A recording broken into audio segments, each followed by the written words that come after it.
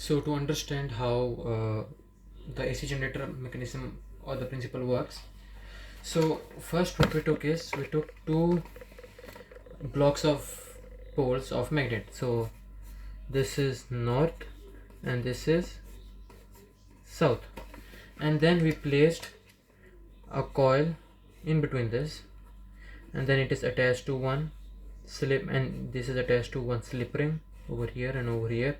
Then it is attached to one brush, copper brush or carbon brush, and then it is attached to a bulb. So what happens is we put mechanical energy over here, and here is an axle. Okay, we put mechanical work or mechanical energy over here. So we know magnetic field lines are crossing like this, right? So we put mechanical work over here. So what are we doing? So we are this coil, we are moving this coil, so when the coil is moving, it's moving like this. Okay, the area is changing. I mean, the area is still stable, but how it's changing? So example, this is north pole, this is south pole, and this is the coil. Okay, so first the coil was like this. When the field lines are passing like this, what is the area vector? Perpendicular, right? Perpendicular, and these lines are passing through this. So we know what is the formula for magnetic flux, BA cos theta. So what is the degree? Angle 90 degree. So the flux is 0 because the area is perpendicular to the magnetic field. So the area is 0. But when I rotate this like this, look, now the magnetic field is in the favor of the area. So this is the area vector, this is the area is pointing towards the magnetic field. So what degree do they make now? 0 degree. So now we will find the magnetic flux. So what is the magnetic flux? BA cos theta. What is cos theta? Cos 0. So we'll get the magnetic flux this time. But if we turn it again back, this time the area vector is facing downwards. Downwards means it is perpendicular, means there will be no magnetic flux. So when this changes, the magnetic flux will change. Why? 0 degree to 1, 2, 3, 4, again to 90 degree. So the magnetic flux is changing. So when this is moving, okay, this is moving. When this is moving, the field lines passing through this surface is changing. Because look, over here, okay, this is surface. The surface area is, this is the surface area, okay, this is the border or the length, breadth, but this is the area. This is the area of the coil. Now it is passing through the area. No, it's not passing through the area. Now it's passing through the area. Yes, it's passing. Now it's passing through the area. Yes, it's still passing. Like two lines are passing. Now it's passing. Not at all. Over here, yes, maybe one line. Over here, yes, it's passing. Over here, no. So it's rotating. Okay, we are rotating this by mechanical energy. We are rotating like this. When this rotates, EMF is introduced. Why? Because the magnetic field lines or the magnetic flux passing through the surface is changing. So when this is changing, this will have magnetic flux, and this will have EMF. So the EMF will be induced.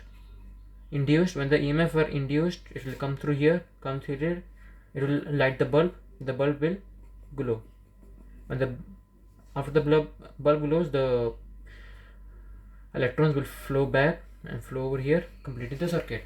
So now we know what is the use of this: to rotate, to induce EMF, and north pole and south pole to do magnetic field lines. And this is a coil. So what is this part is called slip ring. So what is the work of slip ring? You know, this is moving, right? If I attach to this, if this moves, this will also move. This will be unstable, right? Because it's moving. This just won't be stable. Example, look, I take this. Okay, if I'm moving like this, look, this will also move. But we don't need it to move. We need it to be stable. So split ring is like basically a gap through which the coil is fixed. So example, this is the coil. It is fixed on the surface. So example, this is the split ring. You see over here, this is a slip ring, almost same thing. So we'll take a slip rings. So this is the slip ring. So this coil will be attached to slip ring on the surface like this, okay, like this. So while this rotating, this will rotate along the surface, okay. So you see this is rotating along the surface. So when it is rotating along the surface, like, because we rotate this also rotate. When this will rotate, it will rotate along the surface. So when this will rotate along the surface, the EMF induced will come through here, because this is attached, right? This is attached, right? It's touching still. It's moving, but it's touching. Because this is attached, this will also conduct the electricity or the induced EMF. So when this is connected to induced EMF, it then flows through carbon brushes. Carbon brushes is the same thing. The carbon brushes attaches to this wire. Again, look, it's the same thing. This is in spring form. It will just it's still attached, so the induced EMF will go here, here, here, and then it will go here. Here there will be a bulb. Because it is, the bulb will glow again. So the EMF is induced. What does induced EMF means? There is induced current. So the current will come. It will come to this slip rings, and this is to both sides. Okay, both sides, because both this side will move. This side, this side, both will move. So both sides will be slip rings, and then both sides will be carbon. What is this? Carbon brushes. Both are carbon brushes, and then this will attach to this bulb. Okay, so that's how it works. So the work of, so I will write it down. This is the coil. This is the coil. This is magnetic pole. This is magnetic pole. Slip ring. This is carbon brushes. This is bulb. So we know the work of magnetic field. We can magnetic pole. We can just say to let the current, to let magnetic field lines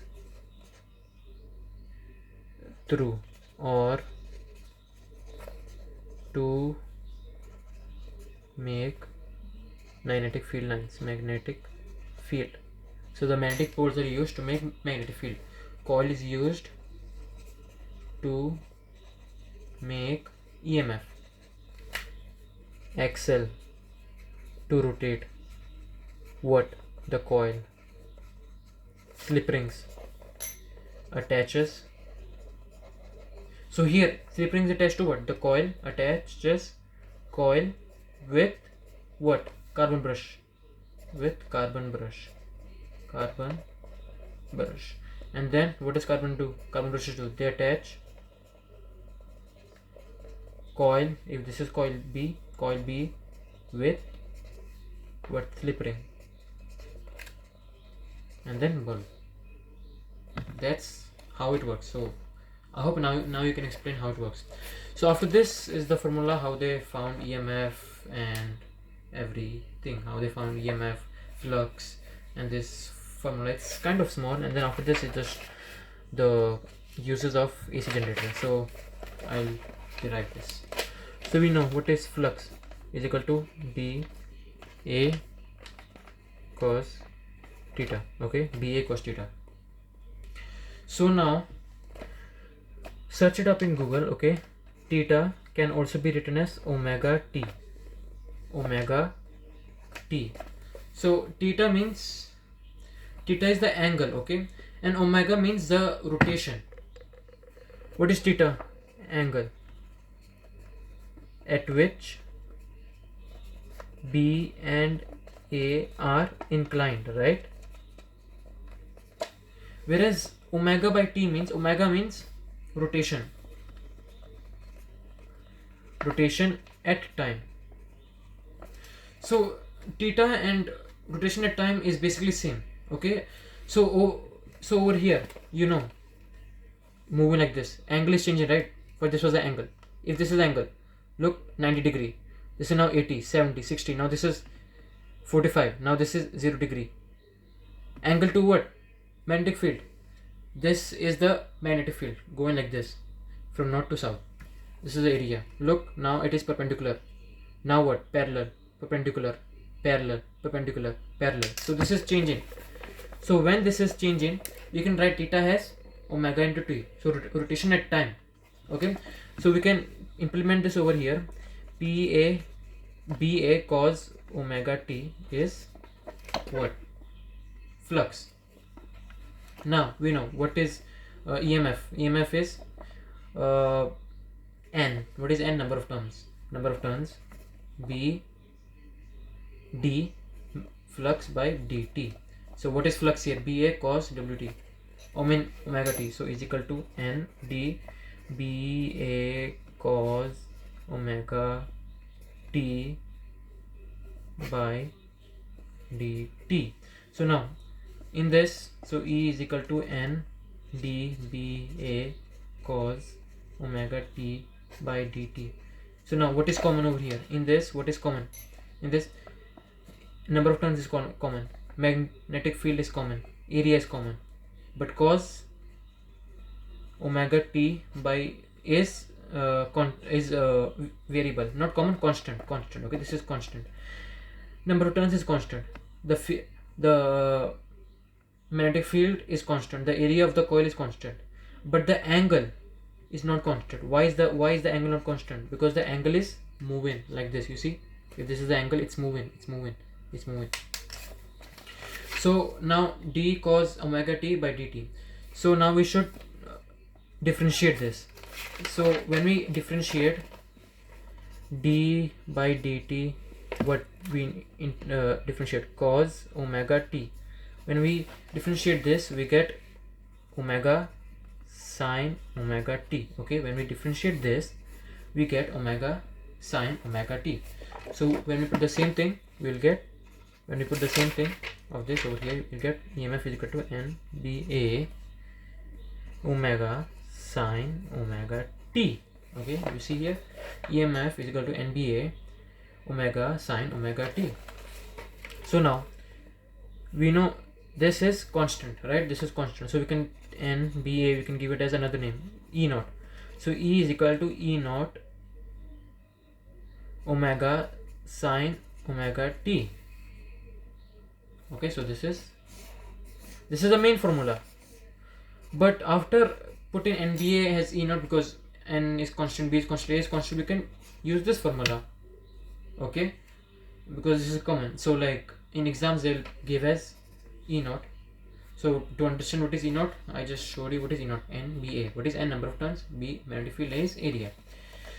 So here it says, look, E naught and omega t. Okay, wait. NBA also, omega is also there. Omega is also included. So E naught sine omega t. And now we know. So now the value changed to sine. So what is the maximum? When is the maximum EMF in this? So in this, the maximum, when is the maximum EMF? When the sine is 90 degree, because sine 90 is equal to 1, or sine 270 degree, which is equal to -1. But they're still, because over here we just care about the magnitude. So the magnitude is basically 1. So that's when it is maximum, and sine 0 is 0, and sine 360 also equal to 0. And that's all in this topic. Okay, yeah, and then this small formula, you might wonder what this is. So we know E is equal to E naught sine omega t. Okay, and omega can also be equal to 2 pi by v. Okay, angular is angular velocity. So from angle, so omega is angular velocity or angular frequency. Okay, so angular velocity to linear velocity. This is angular velocity. This is linear velocity. So to write angular velocity into linear velocity, we use 2 pi v. So this same equation we can write as E is equal to E naught sine 2 pi v t. E naught sine 2 pi v t. That's the entire thing. And now you might wonder, what is omega? Rotation. What is rotation? Angular velocity. Rotation is equal to angular velocity. There might be few terms I might not be able to explain. You can just search it up in Google, because this is kind of simple stuff, and from Google you might get it later afterwards. And if you have any doubt, just ask maybe. And where V is the frequency of revolution of the generator's coil. So this is the main formula. So what is there in this formula? You have to learn this formula, you have to learn, or this formula you have to learn. Either of the one will work, doesn't matter. And now next in this topic is the uses of energy, I mean AC, how it was used and how it is used now. You know how the AC generator electricity is made now. So the commercial generators use mechanical energy, right? We know what is AC, because to rotate this we need mechanical energy, right? So this mechanical energy is provided in many ways. First way is by using dams. You know dams, like we studied in lower grades how the